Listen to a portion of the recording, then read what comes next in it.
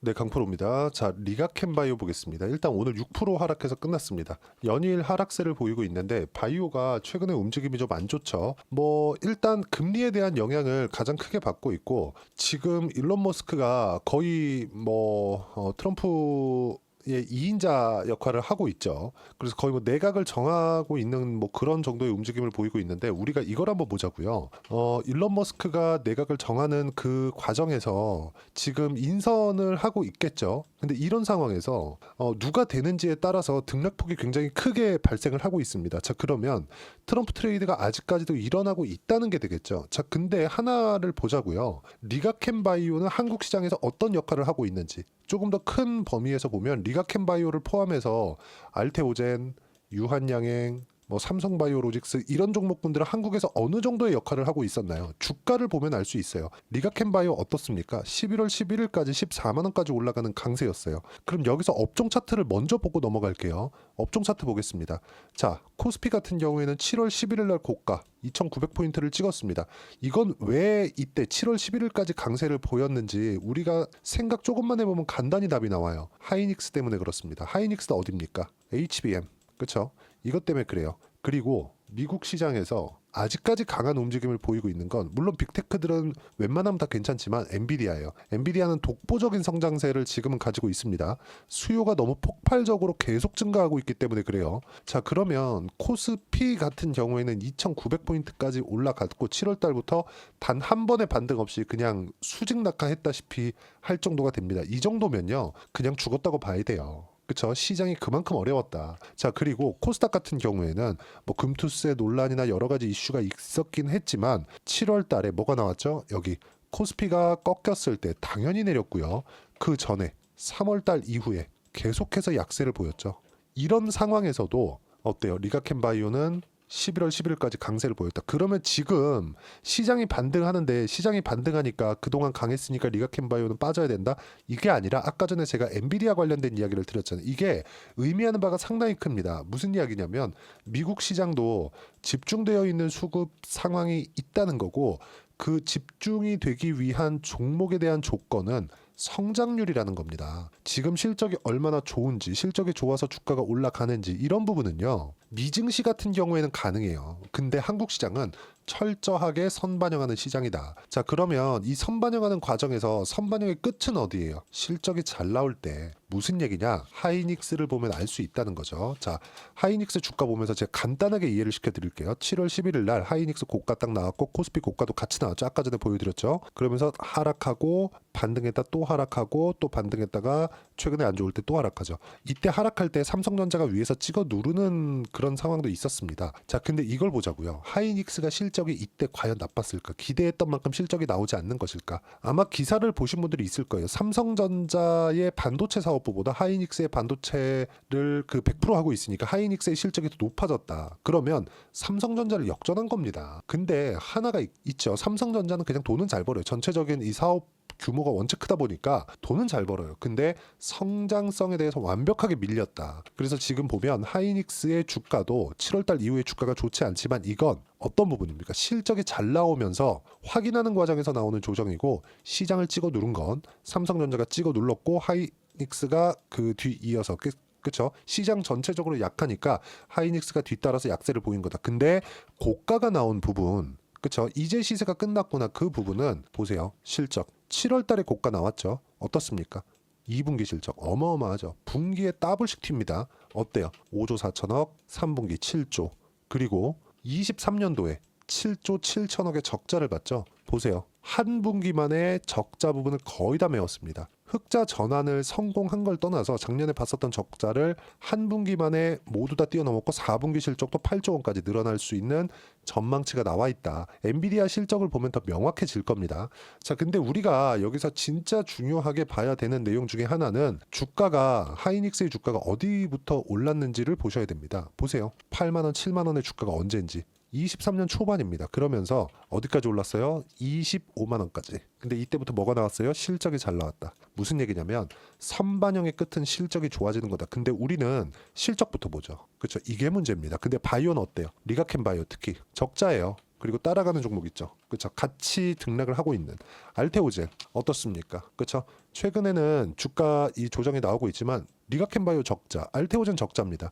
무슨 얘기냐? 아직까지 피크가 오지 않았다. 그리고 기술 수출에 대한 부분은 지속적으로 나오고 있다. 근데 지금 왜 조정받아요? 시장이 어려울 때 너무 큰 폭으로 올랐고 요즘에 미증시도 그렇고 좀 혼란스럽잖아요. 미증시는 뭐 강한 움직임을 보이고 있죠. 지난 금요일 날 조정을 받았다고는 하지만 계속해서 강세를 보이고 있는 그런 부분이 있습니다. 근데 여기서 우리가 딱 하나만 더 보자고요. 혼란스러운 가운데, 그쵸? 미국의 뭐 내각의 인선이 누가 되느냐에 따라서 약간의 등락폭을 보이고 있는 것이고, 만약에 바이오가 못 가려면, 그쵸? 리가켄바이오가 여기서 시세가 안 나오고 알테오진이 시세가 안 나오려면 어떻게 돼야 됩니까?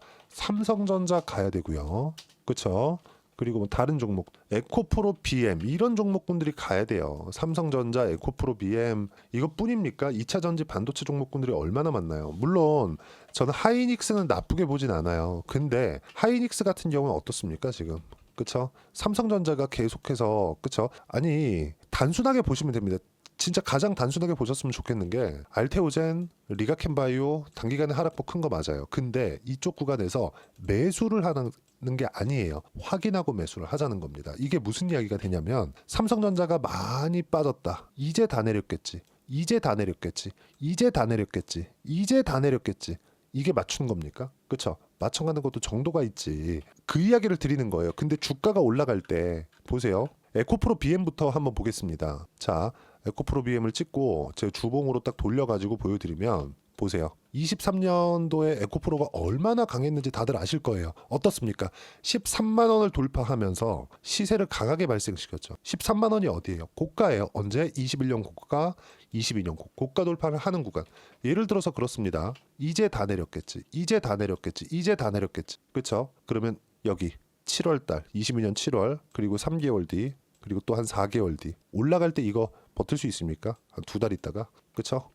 이제 빠져나오자. 이런 상황이 된다는 겁니다. 2차 전지에 대한 믿음은 이걸 봤기 때문에 믿음이 있는 겁니다. 그렇죠? 무슨 얘기냐면 우리는 시세를 보고 주식을 해야 된다는 거고, 외국인 투자자, 기관 투자자, 사실상 뭐 한국에 있는 뭐 기관 투자자들은 빼고 보겠습니다. 너무 힘이 없으니까 외국인 투자자만 딱 보고 하자고요. 외국인 투자자들이 주가가 올라갈 때 예를 들어서 그렇습니다. 올라가는 구간에서 계속해서 매매를 이어오고 있죠. 자, 무슨 얘기냐면 리가켄바이오 말고 알테오젠의 수급이 더 조금 크게 작용할 수 있으니까 이 내용 보시면 돼요. 올라갈 때 17% 외국인 매수, 13% 외국인 매수, 12% 외국인 매수. 이게 6월 달이에요.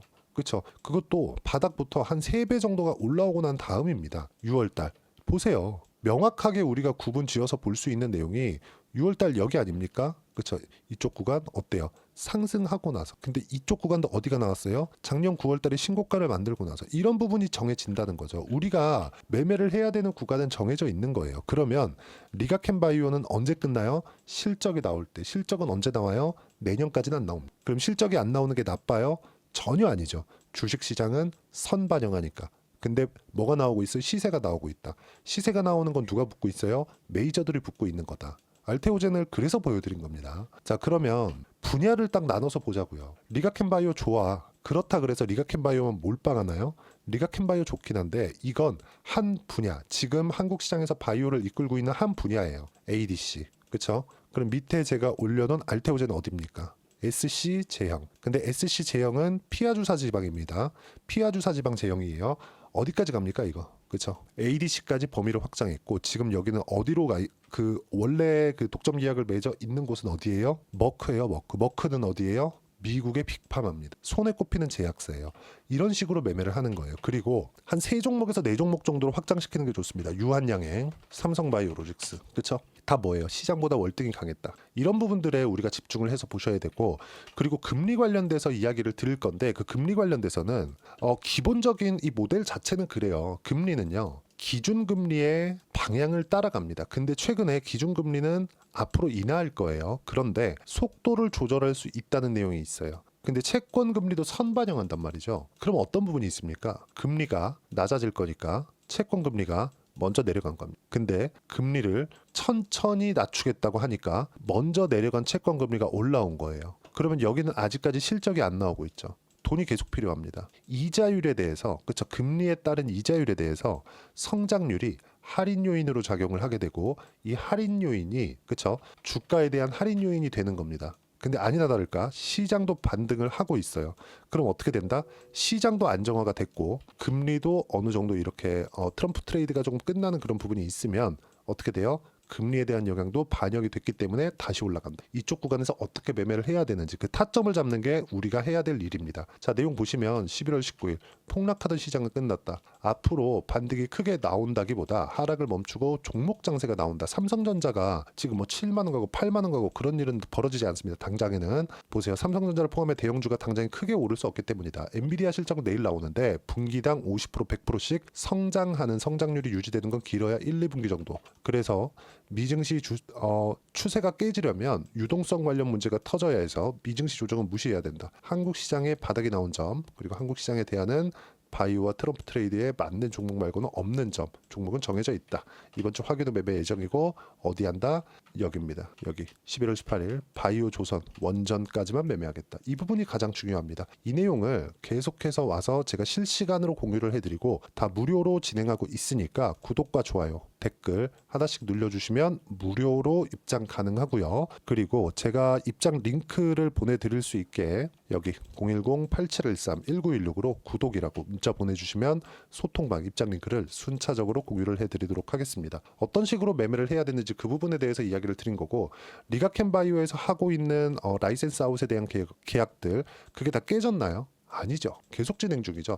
알테오젠에서 진행하고 있는 SC 제형 관련된 내용들 다 깨졌나요? 아닙니다. 유한양행에서 통과시킨 FDA 다시 취소됐나요? 그것도 아니에요. 우린 뭘 봐야 돼요?